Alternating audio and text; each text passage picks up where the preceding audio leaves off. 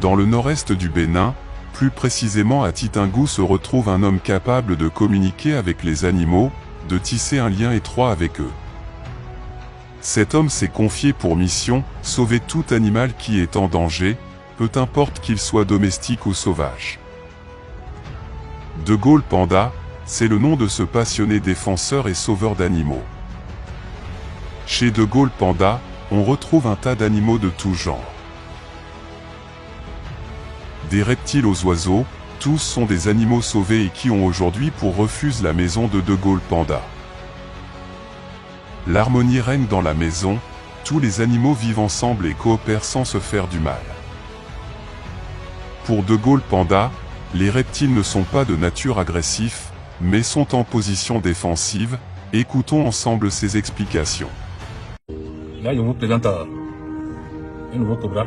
C'est un nouveau cobra. Et je viens de sortir tout à l'heure et essayer de rentrer en communication avec lui.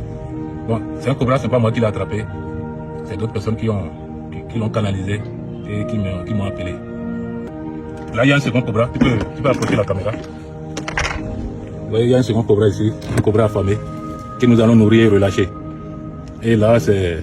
Vous verrez, quand je vais sortir l'autre, vous verrez qu'ils ont exactement la même couleur. Pourquoi je le montre? Je le montre parce que le cobra qui va sortir, ils ont tellement la même couleur, vous allez penser que c'est le même cobra que je sors régulièrement.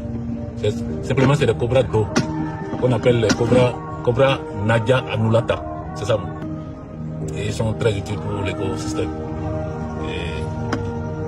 Bon, je préserve pas seulement les serpents.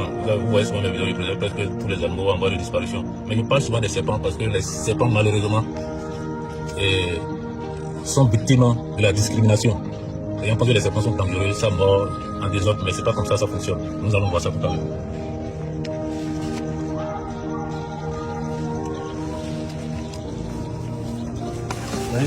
La première des choses, c'est la peur. La peur. Moi, je vais le rassurer. Je le rassure. Je rentre en communication avec lui en utilisant les yeux. Les yeux, c'est un outil de communication dont j'avais parlé l'autre fois dans une vidéo. La technique que j'utilise, avec cette technique, il n'y a jamais d'accident. C'est impossible de se faire mordre en utilisant cette technique. C'est impossible. C'est pour ça que quand je pose la vidéo que les gens disent, ne sais pas, on va te mordre tout ça, c'est parce que vous ne savez pas. Vos peurs ne sont pas des peurs. Donc qu'est-ce qu'on va faire? Je rentre en communication avec le reptile. Je le rassure. Vous voyez?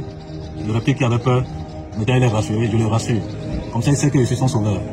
Après je l'emmène chez moi et je le garde pointant pour faire passer le message, sensibiliser les gens. Et après je le relâche. Et pourquoi je parle souvent des serpents? La plupart du temps, c'est parce que malheureusement les serpents n'ont pas assez de défenseurs. Alors qu'ils sont utiles pour l'écosystème. Sans les serpents, les rats vont nous envahir. Et si les rats nous envahissent, on aura plus de récoltes. Et un serpent ne mord pas comme ça. Tu peux passer à côté d'un serpent, il ne va pas te mordre. Contrairement aux idées reçues, le serpent n'attaque pas comme ça.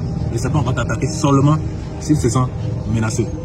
La science que j'utilise est une science ancestrale qui ne m'a jamais. Cet homme doté d'un savoir inégalable a plusieurs méthodes de rentrer en contact avec les animaux, mais ici, il nous parle de l'une des plus fiables méthodes pour entrer en contact avec les animaux sauvages, et cette méthode est le contact visuel. Là, je vous donne quelques techniques de communication avec le cobra. Et d'ailleurs avec la plupart des serpents venimeux, même concernant tous les animaux. La première des choses, c'est le regard. Parce que dans nos yeux se trouvent tous les messages. D'un seul regard, avec un seul regard, vous pouvez amener quelqu'un à vous détester. Un seul regard peut amener quelqu'un à tomber amoureux de vous. Ça, c'est le secret des yeux. Parce que les yeux sont un outil de communication. Dans les yeux, nous pouvons voir la peur, nous pouvons voir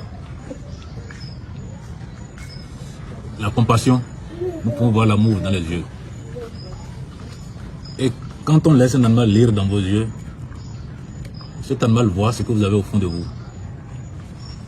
Et c'est par rapport à ce que l'animal voit qu'il vous accepte ou qu'il refuse de rentrer en communication avec vous. Donc c'est un peu ça. Dès que la communication, on appelle ça le contact visuel, et dès que le message passe, c'est impossible qu'il y ait un accident. Dès que vous arrivez à rentrer en contact avec le reptile, avec les yeux, c'est impossible. Là, je garde une pipe qui est chaude. Normalement, le serpent tape tout ce qui est chaud. Mais dès que je fais ça, vous voyez, il ne va pas taper. Image à ne pas reproduire chez soi. À bon entendeur, merci.